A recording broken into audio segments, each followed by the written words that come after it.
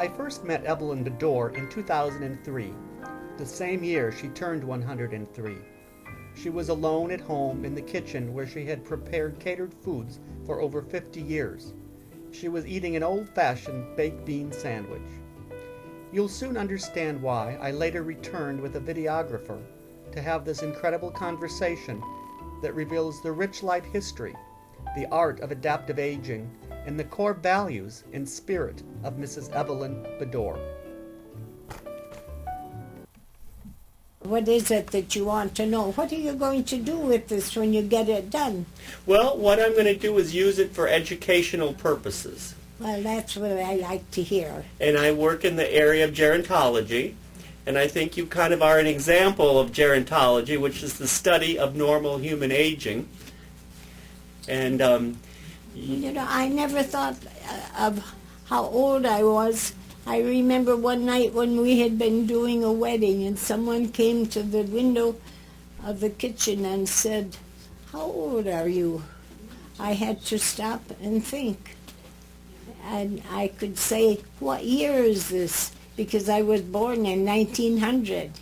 same as my grandmother. See? And did she live to this age too? No, she died when she was 90 years old. Mm-hmm. So she died about 14 years ago. Well, that would have been a nice time for me to die too, because I was retired and enjoying myself. Mm-hmm. And Priscilla and I were going a few places together. I am 103. I will be 104 the 29th of September if I make it. And I really don't care if I do or not. Priscilla will be disappointed. But, because she said, "Oh, I want you to go to 110. And I said, "I don't want to." Why wouldn't you want to live to 110? Well, there are many things that I can't do. I do what I can. I can talk on the telephone, and I do. And last year, I still did the organizing for the Bay Cliff Inn Gathering. And the Bay Cliff is a health camp where handicapped children receive 2.5 months of intensive care. Evelyn, why wouldn't you want to live that long? Well, what will there be to do? I get too tired of it, and more, I need more help than I used to. You see, after I had that second fall, and my right side was trashed, it has never really come back. My right can't reach as far with my right arm, and the shoulder was badly broken, as well as the cuff, and the arm was had 3 contract fractures, bones. I said it was no wonder. She said I got sick in my stomach, but I wouldn't throw up. I called her. I said, "Priscilla, come and help me. I can't get up."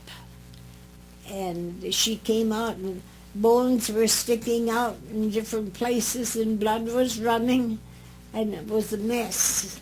So she said, "What shall I do?" I said, "Call the EMTs. You know, they're marvelous." A hard Dr. Moen, the bone surgeon, and I had a hard time convincing the staff at the rehab in Ashland that what I needed was to lay perfectly still so those bones could rebuild and fill in the cracks, because he said, "We can't open that out. There are too many little pieces that would have to be put together, and we can't do that.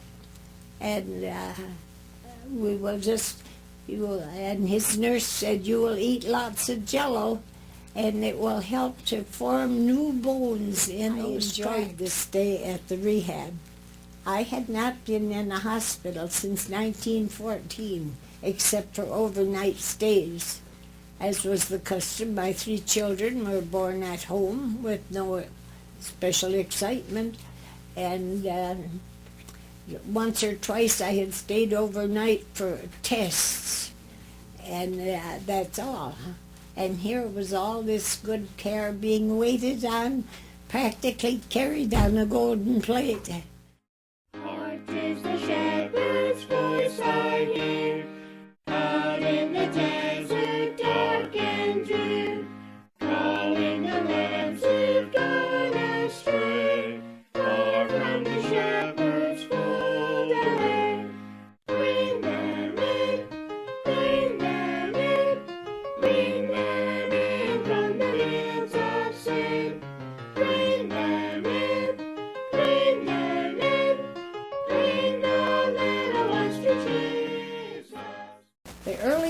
memory that I have that I can identify is being rolled over in the water.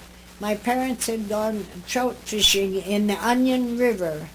That's just outside Bayfield, and we were living in Washburn.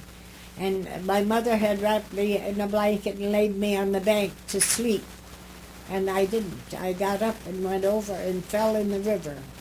And I was rolled and rolled. And my father had a hard time to catch up and catch me. But for years I would have that nightmare of being rolled down the river. I suppose I was 12 or 14 years old before I stopped having that nightmare. When I was under any kind of stress, I was always being rolled down the river.